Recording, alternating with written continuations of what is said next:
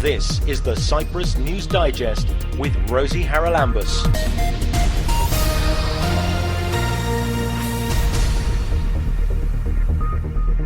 Coming up this week, our critically endangered griffon vultures are still dying because government services are not keeping their promises. These are losses that could have been avoided. There is obviously a huge delay, but I want to believe that within this year they will insulate at least those locations that are high risk. The University of Cyprus partners in a project on microplastics. We use in everyday life plastics everywhere, and also there is a lot of dust. This means that we don't only eat but also inhale. On a lighter note, the Mind, Body, Spirit Festival takes place this weekend. So people can come and visit and they can try out, they can do the workshops, they can do the presentations, they can do active classes. And it's the week of Italian cuisine. Dedicated to the sparkling wine production in Italy.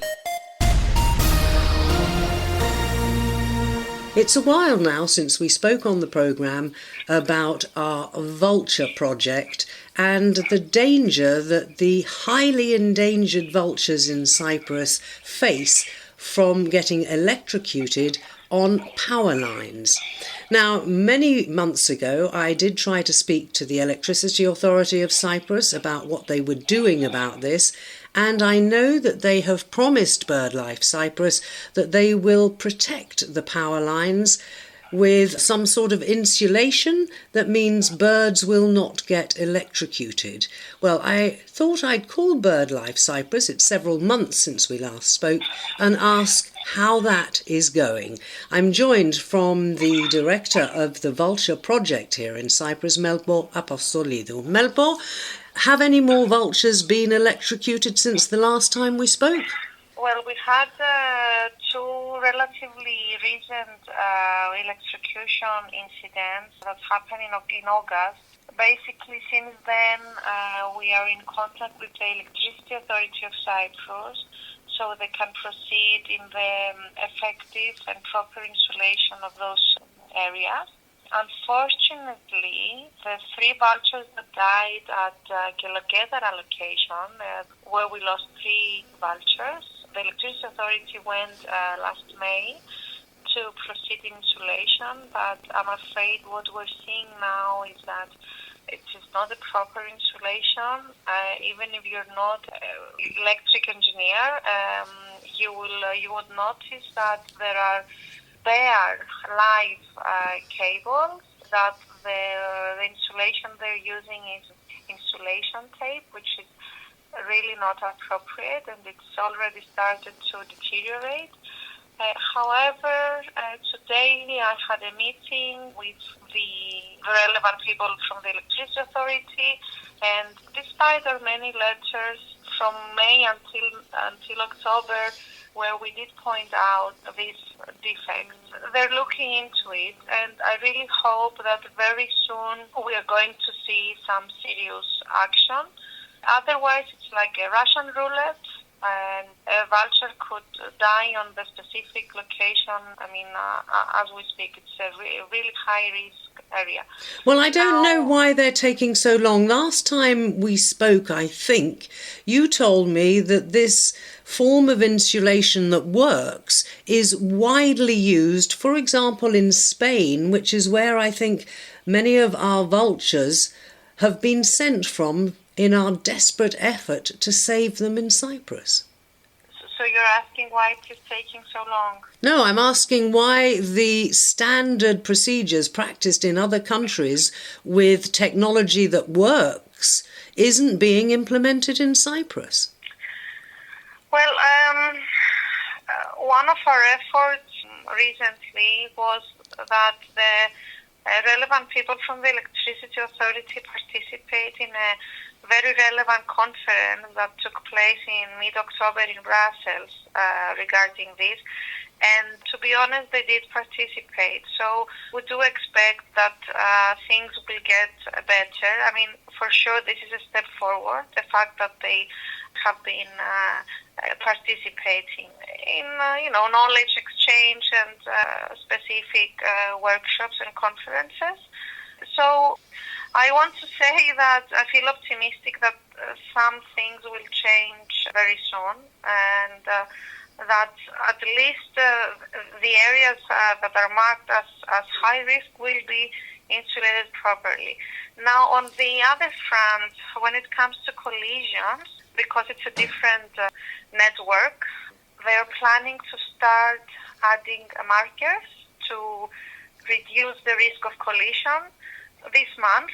So this is something very positive, and we are in very good collaboration with that department of the Electricity Authority. When you say collisions, are we still talking about power lines, or are we talking about windmills for generating wind power?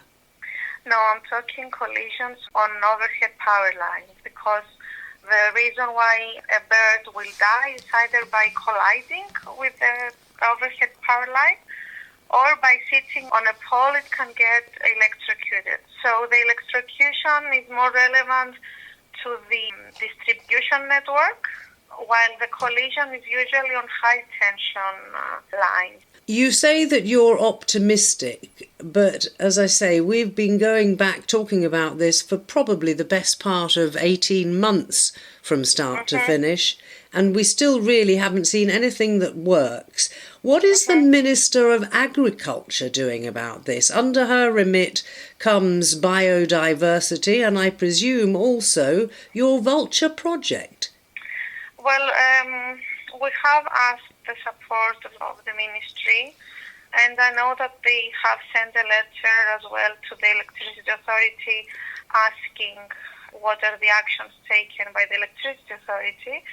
But when this happened, what I described before, that it happened very, very recently. So this is why I'm saying that I am optimistic, because if we're going to be optimistic, this is the time to be optimistic. After the meetings I had today, along with the Game and Fauna Service, I want to believe that something will change, despite the delays and the losses, and this is very frustrating, that we had. These are losses that could have been avoided.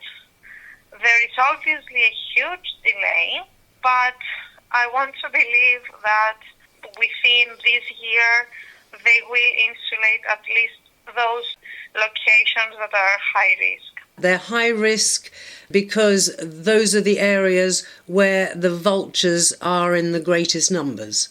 The analysis we do takes into consideration various factors. One of them is indeed where are the most birds most of their time, where do they spend the most of their time. So lines that are within the range where the griffon vulture either moves or lands or roosts, they are high risk, but we also take into account things like if there is a feeding area near, if there is a nesting site, how often they use it, what is the elevation.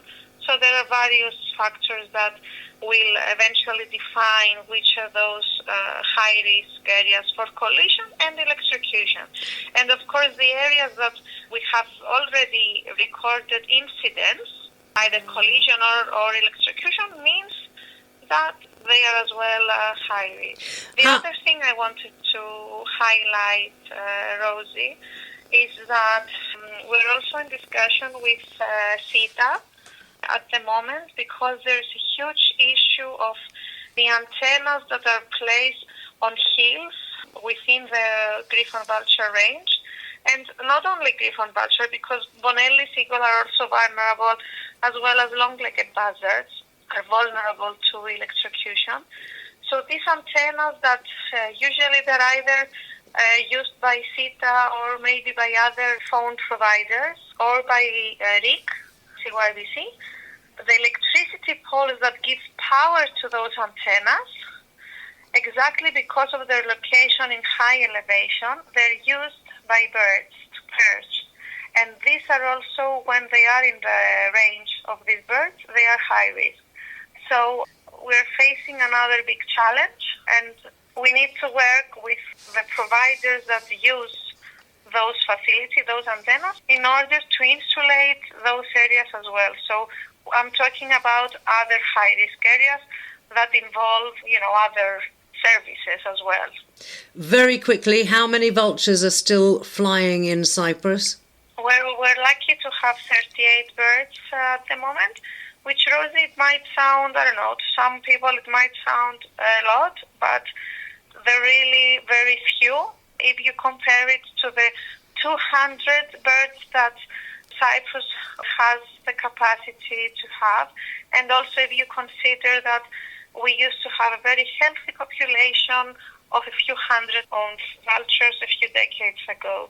So the target, ultimately, of Cyprus, so we can claim that we have a healthy population, is around 200 birds. I do want to remind people that one of the problems is that when they do breed, they usually only have one or very occasionally two babies, and it also takes quite a long time for the population to increase, doesn't it? Exactly, and this is why we are bringing birds from abroad to support the increase of the population before we lose the species. And yes, their reproduction rate is very slow as they are at the top of the food chain, so they cannot recover without the human help.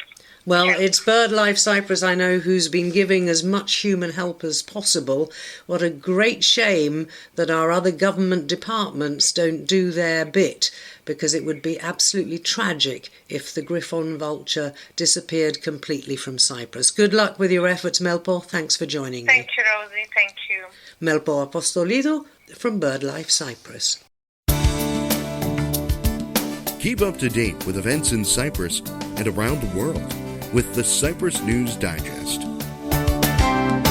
The University of Cyprus has recently participated in a study of microplastics on the island. Now, I think we all know that these are a huge problem across the globe, but what exactly did this study encompass? We're joined by one of the leads of the study. He is Professor at the Department of Chemistry at the University, Ioannis Pascalidis. Ioannis, many thanks for joining me. Can you give us an overview first of what this study was looking at? This study is looking for microplastics, tiny plastic particles in seawater environments. This means in sea sand and also in seawater. And the idea of this project of the EIA, International Atomic Energy Agency, is to harmonize the sampling methods, the analysis, and also the characterization of the microplastics in order to be internationally comparable, and also to see how the development is, if the microplastic contamination increases, or is steady state, or decreases. This is the idea of this project. Now, I was a bit concerned to read in the press release I received that it was also developing know-how in the radiometry of uranium. Does this mean that some of our microplastics lying around the world are radioactive? No. The idea is that we know that microplastics are primary pollutants. It means that it can affect the life in seawater and also on land. But we are investigating in my lab also the possibility that such microplastics, which can move and migrate in the environment, if they can bind uranium and other radioactive substances and transfer them together in living organisms. Now, if they can, that's seriously worrying. How do you analyse that? We have very special radiometric techniques, and in my lab we can measure radioactivity at very, very low concentrations, so we can do such kind of experiments in my lab and look at the affinity, as we say, between microplastics and radioactive elements. It seems that there is an affinity, and this affinity increases further when the surface of the microplastics is altered in the environment. It means if they are on the microplastic surface and biofilm is formed, then the affinity is much, much higher. One of the biggest problems, I think, with microplastics is that they are often ingested by creatures in the sea, and very often then we eat those creatures in the sea, so we're ingesting them as well. Yes, this is true. This is the problem. They enter in this way the food chain.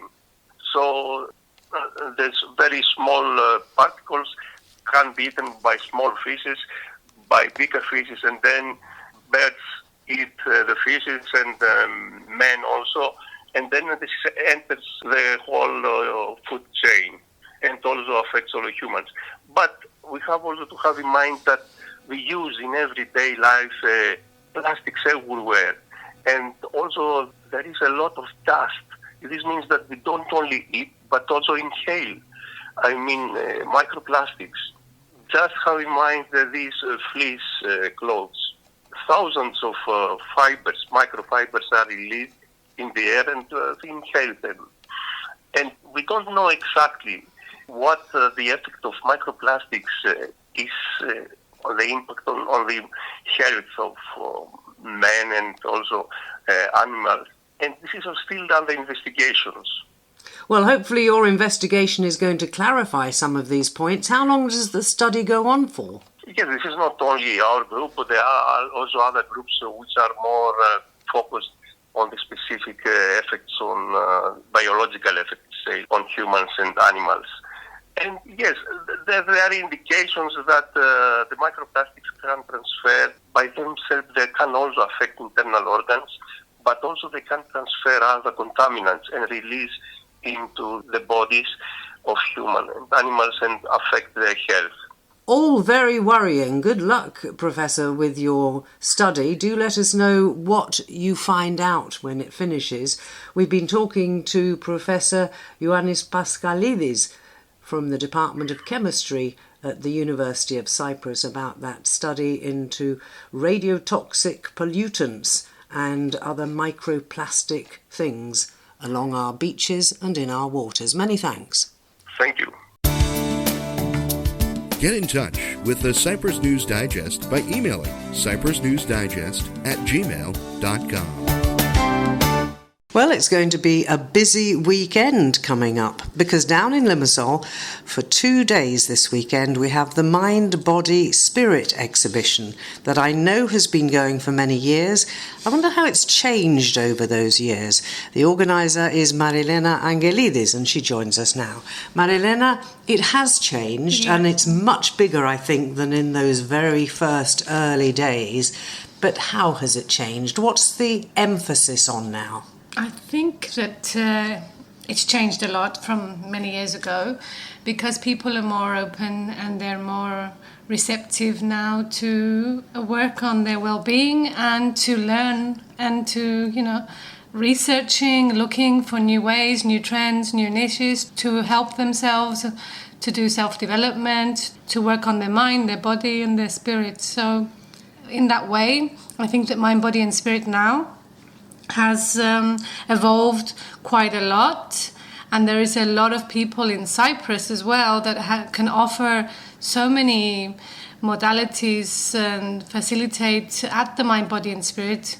So people can come and visit and they can try out, they can do the workshops, they can do the presentations, they can do active classes. There's a lot of dancing, a lot of music going on at the Mind, Body and Spirit at the moment.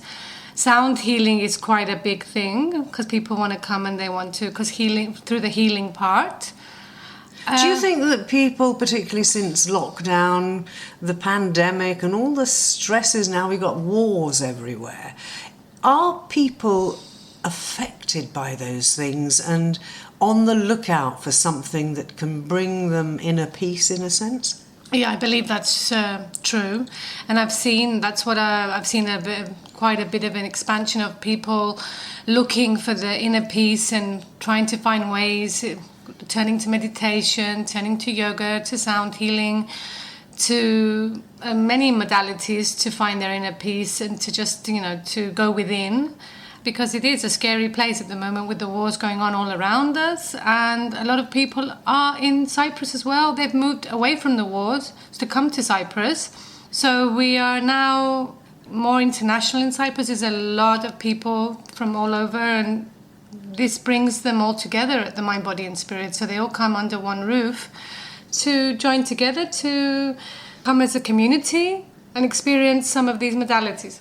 If we look at what's going on over the weekend, I know in the past there were lots of stalls as well selling products that you can use at home. Do you still do that, or is it mostly workshops, exercise classes and things like that? Okay, so there's about 70 to 80 exhibitors at the festival, which is quite a lot. It's like we have the whole hotel, so on the first ground it is full of exhibitors. It's not just products, I would say. You would find services as well. So you'd find the people that are presenting or the facilitators there, and they are, sharing it could be they're doing treatments, or there might be massages. There's even kind of like some readings going on. There is products, of course, the healthy products, the well-being products, and homemade products, natural cosmetics. But again, we have the healers, the mediums, the psychics, and the energy healers, and of course the self-development. A lot of life coaches are now there, acupuncturists. There's quite a lot of variety. What's the average age of your visitors? You mentioned life coaches and so on, which I imagine is something aimed more at the younger people. But in the past, certainly, I think it tended to be older people who attended this type of event, because as they got older, they realised that they needed to help themselves, physically and mentally. At this point, because of social media, people are more advanced on that. So people from a younger age. So we are now seeing people come to the festival from the age of 23. They are starting to meditate. They're doing their yoga. They're more into all this well-being stuff, going more deeper. So we would say that we would do. Targeting from 20. You could even earlier, but 25 until 65, 70, it could be even more. It depends. We have people coming to the festival. We didn't say where it was happening, so do tell us about the venue itself and indeed where people can find all the details, because it's a huge programme over the 2 days and we haven't time to go through them all now, but you can perhaps point us in the right direction where people who are interested can go and have a look at what they'd like to join. It will take place at the St. Raphael Resort in Limassol, which is the first hotel that you find coming in from Larnaca, Nicosia. And the festival will start on Saturday the 16th of November. The doors were open at 10:30 and it will close at 8 o'clock. On Sunday we open at 9:45 and we close at 8 o'clock again. So you can find your tickets either online or at the door. Preferably it's better to buy online because we have discounts on the online tickets. How much do they cost? It's €15, including the exhibition and all workshops. For one day it's €15, which that means you can take part in any of the classes. You can go to as many classes as you want to. There is 80 lectures or interactive workshops, so you have quite a variety to choose from where you can find these classes online. We have an online magazine and we have an online program on our website. Which is? Which is www.mbscyprus.com. And if you want a weekend ticket, the price for the weekend ticket, if you buy it online, it's €25 and €30 at the door. So there is a small difference. Now, if somebody doesn't want to take part in the classes and they just want to come and they visit the stalls and do a couple of therapies and get a massage or buy a few things or just stroll around, the exhibition is only €5. That's the Mind, Body, Spirit Wellbeing Festival happening this weekend at the St. Raphael Resort in Limassol. This is the Cyprus News Digest with Rosie Haralambous. Tomorrow sees the kick-off of this year's Italian Cuisine Week. Italian cuisine, well, of course, it's available all over the world, but what has the Embassy of Italy in Cyprus got lined up for us this year? To tell us, we welcome from the Embassy Laura Paoloni. So, Laura, it's been going, I think, 9 years now. Exactly, this is the 9th time we have this all around the world and in Cyprus as well. We normally had some events here in Nicosia because this is the main city, but this year we decided to do it in Limassol, which is also a pretty important city here on Cyprus with a lot of things going on. So we got a connection with the Mediterranean Hotel on the beach, and we have organized a special exposition dedicated to the sparkling wine production in Italy. Now, you know that wine is a cultural identifying element for Italy, and so we will have a curator of the exposition, Miss Emanuela Panche, who will come here to hold a conversation, or I would say a lecture, regarding the production of wine in Italy. And we do not speak only of Prosecco, which is perhaps the most well-known wine in Italy, sparkling wine in this specific case. But we do have in Italy also emerging products, other kind of sparkling wines that are pretty good at the moment. So Ms. Panke will give us a good idea of what's going on. Of course, wine is not the only product of the Italian gastronomy, but we thought that it would be perhaps a good idea to concentrate on one of the products, while in the other events, occasions in the past years, we had a sort of focus more on food. So wine, of course, great accompaniment to food and very popular, I think, now across the world, much more so in Cyprus these days than it used to be even 30 years ago. But if we look at the gastronomy as opposed to what accompanies it, what sort of things will your chefs be preparing for this year's Cuisine Week? Oh, well, we do not have much offer, I must have to say, in the food department. However, several Italian restaurants or with Italian cooks all around the island are preparing a special menu for this occasion here. They will be in Larnaca, Nicosia, in Paphos, and in Limassol. Of course, you know that several of the Italian food products are well to be paired with wine, and this case specifically with sparkling wine, because we want to give it some more visibility this year. But if we talk a little bit as well about what these events do for not only raising awareness about Italian food, which is of course part of Italian culture, yes, but also does it have an impact on trade here in Cyprus? I mean, I see the supermarkets very often have special offers during Italian Cuisine Week. Do you find that people increase what they're buying that comes from Italy? I mean, is it good for your trade relations? Certainly, this is the case. I have to say that, as you mentioned, the trade relations are very important already. What we try to do is also to link the trade and the culture with it, because those products, the enogastronomical products, wine and food products, are really a strong part in our tradition. However, we also want to have this idea, we want to spread this idea that food and drinks, they are part of a culture, they are a way of being ourselves. So we've been talking to Laura Paoloni from the Italian Embassy about that event that kicks off tomorrow, Bollicini, I hope I pronounced that right, Sparkling Italy.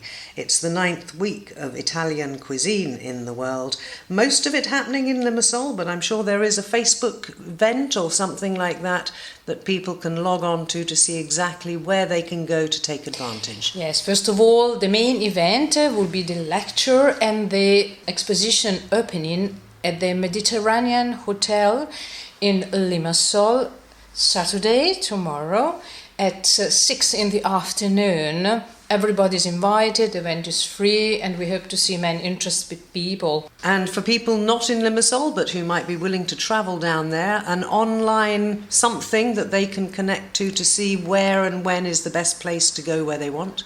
Certainly, we have all information, first of all, on our web page in both languages, Italian and English, and then also our social posts on Facebook, Instagram and X. They will be updated and contain all the necessary information. So it'll all come up, I'm sure, if you Google Italian Embassy in Cyprus, and it'll give you all those links. Laura, thanks for joining me. Thank you, it was a pleasure.